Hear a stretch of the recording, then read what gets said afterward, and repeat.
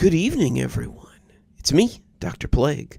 We talk a lot about horror on this channel, but the real horror out there is how easy it is for your data to fall in the hands of disreputable people. That's why today's video is sponsored by Aura. While you're enjoying today's spooky video, data brokers, those things that go bump on the web, could already be selling your information to scanners, spammers, and anyone else who may want to target you. Your full name, email, home address, your health records, your relatives, they could all be out there. That's why I've been using Aura. Aura shows me which data brokers are selling my information and automatically submits opt-out requests, just for me. It was simple to use and very intuitive, and I had barely gotten out of the setup process, and it was already blocking over 20 data broker requests on my behalf. Aura protects your passwords, your banking information, everything you need for day-to-day online life. Cleaning up my information not only helps reduce the amount of spam I get, but it also protects me from hackers who could use my information to help them access my social media accounts, bank accounts, other sensitive information. Things like a certain YouTube channel that you all enjoy listening to so much. Aura also does much more to protect me and my family from online threats, the kind you can't see. It comes with other features like antivirus, VPN, password management, parental controls, identity theft insurance, and more, without having to download several different apps.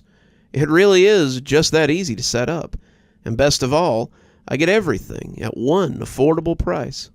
I hear you saying, but Dr. Plague, I have one or two of these tools already.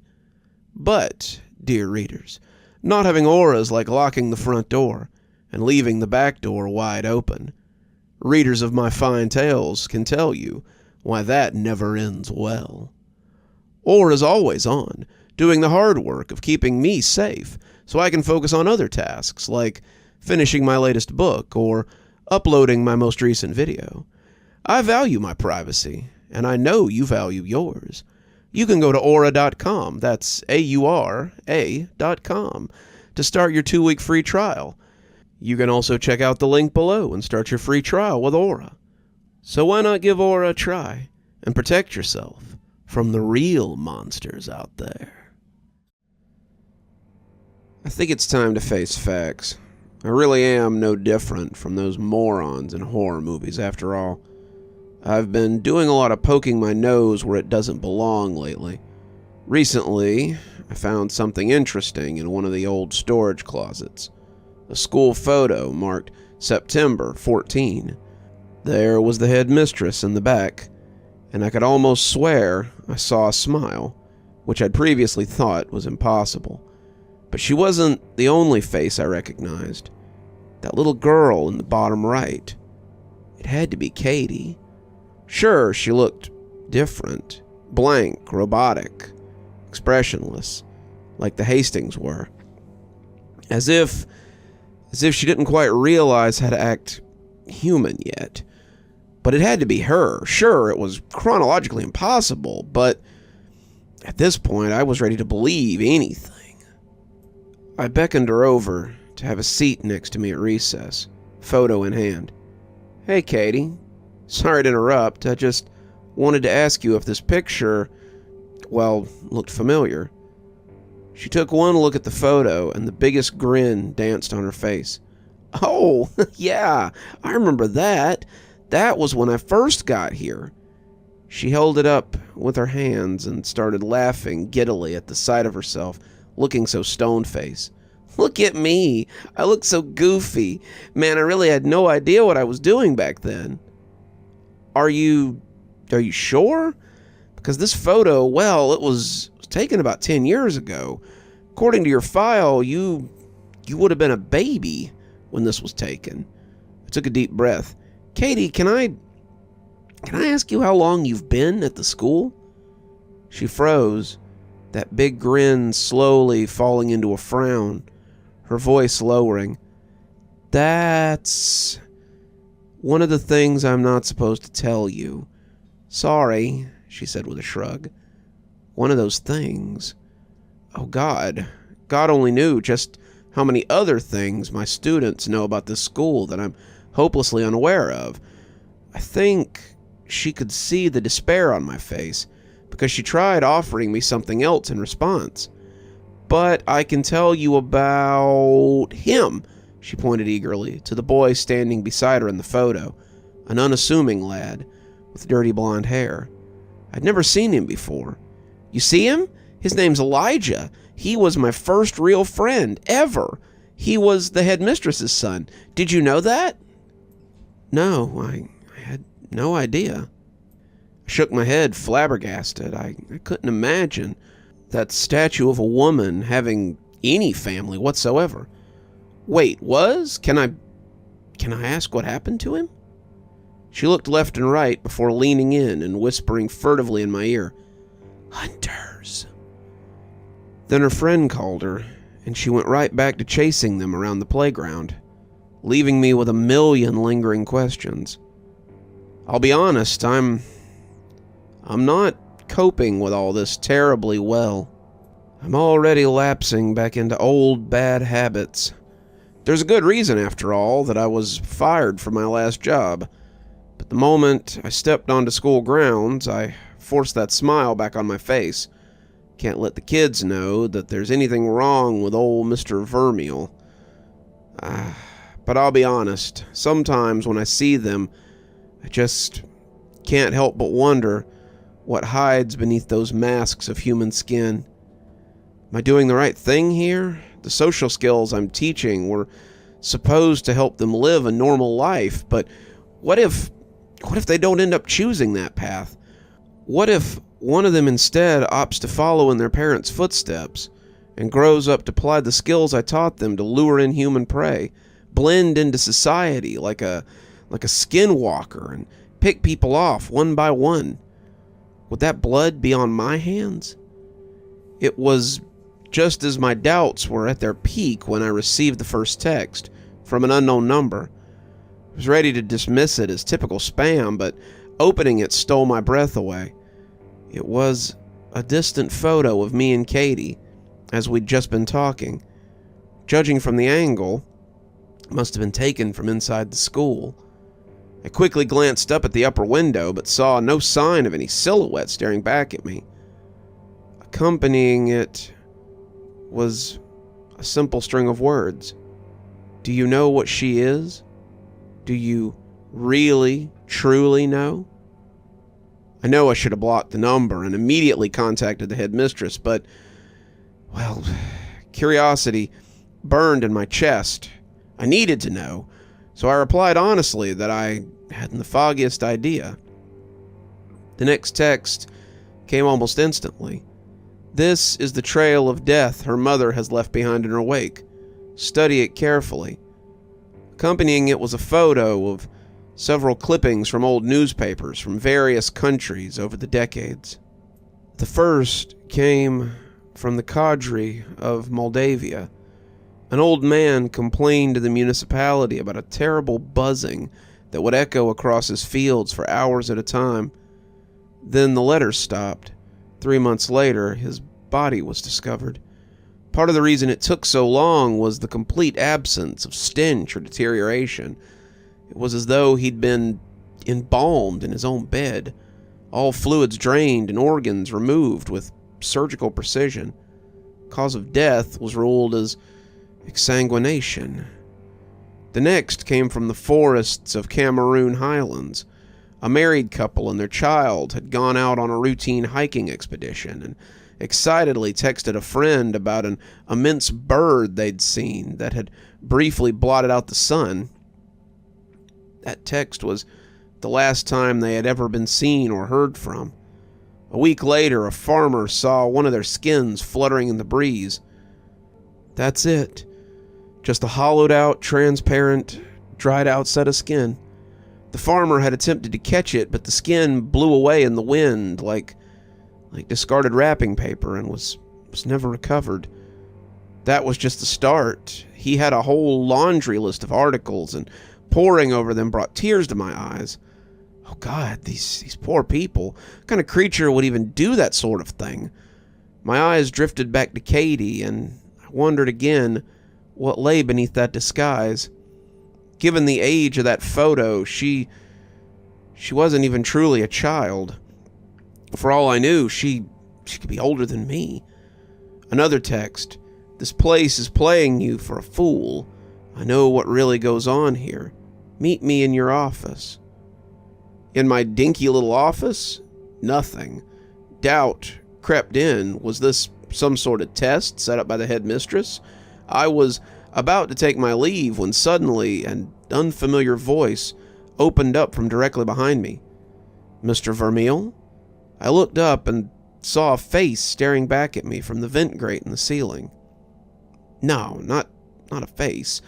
It had all the features of a face. Eyes, ears, nose, smiling mouth, but all arranged in the wrong order, as if plastered wantonly to a discolored, lumpen dough ball of flesh. Felt like something out of a dream. I stammered blithely, uselessly. The meat started to push forward, dividing itself into 5 neat sections through the slits in the vent, like a human body being pushed through a pastry cutter. I watched as the tissues and sinews and raw bone dropped onto the floor like melting candle wax, melding into a puddle of viscera that grew solid as more biomass gelled with its bulbous form. And in time, that puddle of dripping meat became a man. That smiling face was staring me down again, now in proper arrangement, yet no less deranged. He was handsome, actually, with a fit figure as perfect as his fine gelled hair. Nude, but sexless as a Ken doll.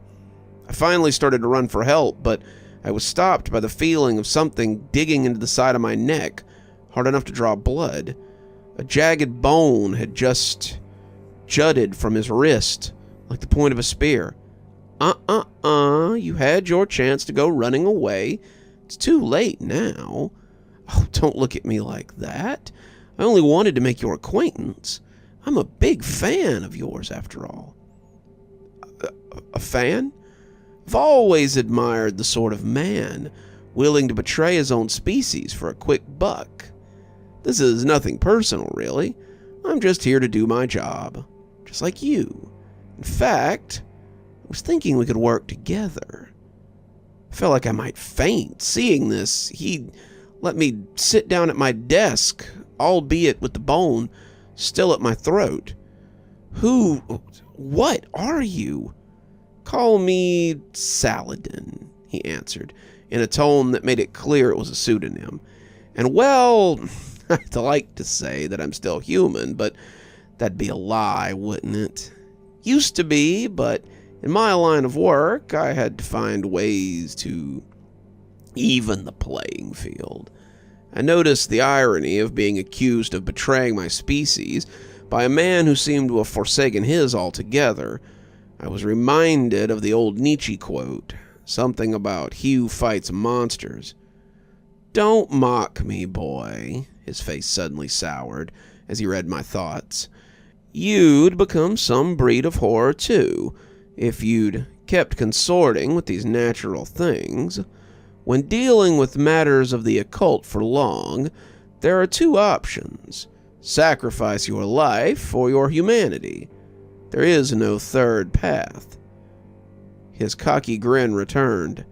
Just ask poor William. Just hearing that name was like a punch in the gut. It knocked the breath out of me. William? You? Of course I knew him. He was one of my feelers. I posted him out to see if I could lure out the hunting dogs. Prove this place is really as the rumors say. And sure enough, a streak of rage rose in my chest, battling the fear. And now you want to use me as your next idiot. I always like a man on the inside.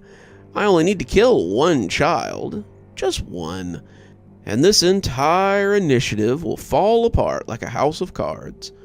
All the trust the headmistress has built up with the parents. Oh, they'll tear her limb from limb. He saw the look of horror on my face and laughed. Don't tell me you're actually loyal to her. Did she warn you of the danger you were in when you took the job? Has she done anything to your benefit? Do you really think she cares? Why do you think she even hired you? Just out of the kindness of her heart? She's a big believer in giving second chances to losers with a drinking problem and a rap sheet. No, it's because you have nobody. You're a loser, all alone. So in case one of those kids gets the munchies one day, no one will ever notice you're gone. Sure, they may look harmless now, but make no mistake, sooner or later, some of those kids will need to feed. Isn't their fault. It's in their biology, their very being.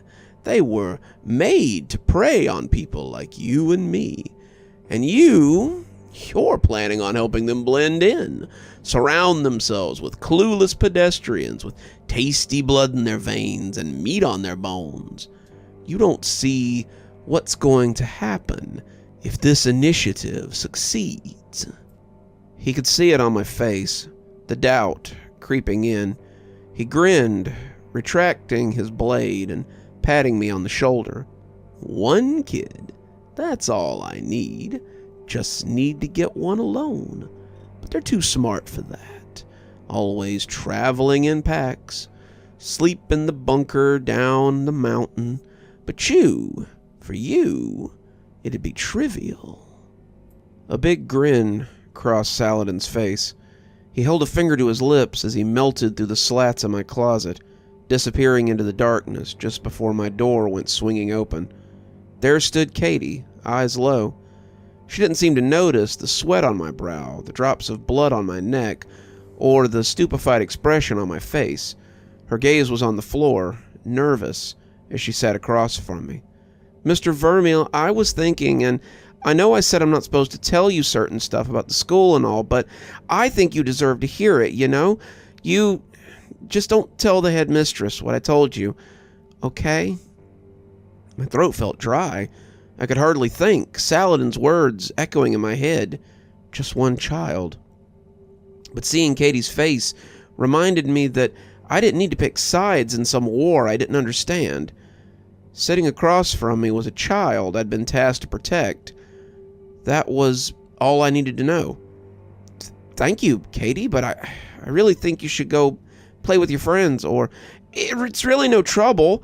I don't know why she wants to keep so many secrets from you anyway. It's not like you won't figure it out sooner or later. She didn't even notice the droplets of liquid meat that were Saladin, blowing in behind her like raindrops caught in a heavy wind. By the time flesh and sinew reformed itself over her face to muffle her screams, he'd already had her ensnared. It was like an anaconda coiling around its prey, the way those ropes of tendrils, bubbling flesh, entwined themselves around her, and Saladin's face emerged from those slivers of meat. Little Miss Katie, isn't it? Must be my lucky day. Your mother's a busy woman, you know. My client lost every single little person he loved to that thirst of hers. He was drawing something from his throat, some kind of black dagger, pulling it out like a sword swallower. I don't know, I wasn't paying attention. I'd leapt into action the moment he was occupied. Maybe all those horror movies paid off after all. If there was anything they'd taught me, it was that any creature built of constantly morphing flesh always has a weakness to fire. All it took from my desk was half a can of deodorant and my dad's old lighter. I applied my makeshift flamethrower to whatever part of that oozing flesh mask looked the most exposed, pink and vulnerable. The heat and the size of the erupting flames surprised even me. He squealed like a stuck pig, though with unnatural vocal cords, and a tendril of flesh batted me across the room like I was weightless. But it worked. Whatever part of him the flames had touched was left bubbling and frothing, gooey and viscous like melting wax. But as he thrashed and whined, Katie seized the moment and let out her tongue. No, not really a tongue. It was a proboscis, a long black spiral tube like you'd see on a butterfly. She tried to jab it into his neck, but he jerked his head at the last moment, and it ended up somewhere far worse, piercing through his eye. I thought the formless flesh that was Saladin was terrifying enough, but it was even more terrifying still to watch it fade away, to see that flesh turn pale and veins wither like dying vines, throbbing muscles, all taunt. I realized she was sucking his blood through that proboscis like it was a drinking straw, and whatever other life essence flowed through that thing was once a man. In seconds, his eyes and cheeks sunk into his face like he was aging decades. I could only imagine what that proboscis would do to an ordinary person like me. She was an inexperienced hunter. Saladin wailed now, managing to worm his way out of her grip before the job was done. He took off through the window, seeming to evaporate as he smashed through the glass, letting the wind carry off his droplets of meat and empty veins as he scattered himself to the breeze. Yet again, another horror was gone as quickly as it had come. Katie pounced on me. I'd cried out for a moment, assuming she meant to turn that proboscis on me, but instead she wrapped me in a hug. "Mr. Vermeil, you saved me! I knew we could trust you. Oh, you're the best teacher ever!" I hugged her back just as the head mistress and the hounds from security came kicking down the door and found an office covered in bloody, bubbling viscera. I told the head mistress everything. In retrospect, I was shockingly honest. She was just as stoic as always through most of it, but the mention of the word Saladin inspired a look of horror that I'd never seen before. Him. No, he couldn't have found us, she whispered to herself, cupping a hand over her mouth. I'm lying in the infirmary now, being cared for by a nurse with a third eye and no interest in hiding it. That would have horrified me before. Now I just cracked a smile. For better or worse, I've picked my side. I'm sticking by these kids, even if it leads me straight to hell. You're still here. Thanks so much for joining us for tonight's spooky tale. If you'd like a little bit more spooky in your life, why not click on one of the videos that appears at the end of our story, or maybe head on over to one of our playlists where you can get your fill of spooky content. If you like your spooky a little more tactile, I've got a new book that's come out. If you'd like your own copy, there's a link below in the description where you can get your own copy of my spooky book. If you like what you see here on the channel and think you might like to support in a more monetized way, then why not come over to Patreon or become a member on YouTube? Speaking of, let's go ahead and thank our members now. Thanks to Civ Garstad, Unicorn Hollow, and Army Dude for being our spooky ghost contributors. Thanks to Janet, Lee Kendall, Saikat, Ronda J, Sue Casper, and Valinator for being our spooky skeleton contributors. And thanks to Oh Snap, Hi Stacy, Winter, Xaronan, Stephanie Carrington, Tyler Parker, Cinnamon Fox, Grim Reaper, TomBoiTopUwU, and Queen Sheebah for being our Ghostly Reader tier contributors. And a big thanks to Scott Donahue for being our Ghostly Writer tier contributor. Thanks, everyone. We just couldn't do the show without you. If you'd like to support the channel, then come on down to Patreon or become a member on YouTube. Spooky Skeleton tier contributors, that's our $5 tier, get their spooky 12 hours early at 8:30 a.m. as opposed to 8:30 p.m. my time, of course. And while Ghostly Reading is only a tier that's available on Patreon, you get a signed copy of my book anytime I write one on your doorstep in, hopefully, a timely manner. If you'd like a book, we have many on Amazon. I've got links below if you'd like to follow those. Should get you to my page so you can buy any one of my 8 books I believe we're up to now. I'm sure they'd look really nice on your shelf, and I'll sign them for you if you can find me out in the wild. And as always, thanks for stopping by. Dr. Plague, signing off. Have a wonderful evening.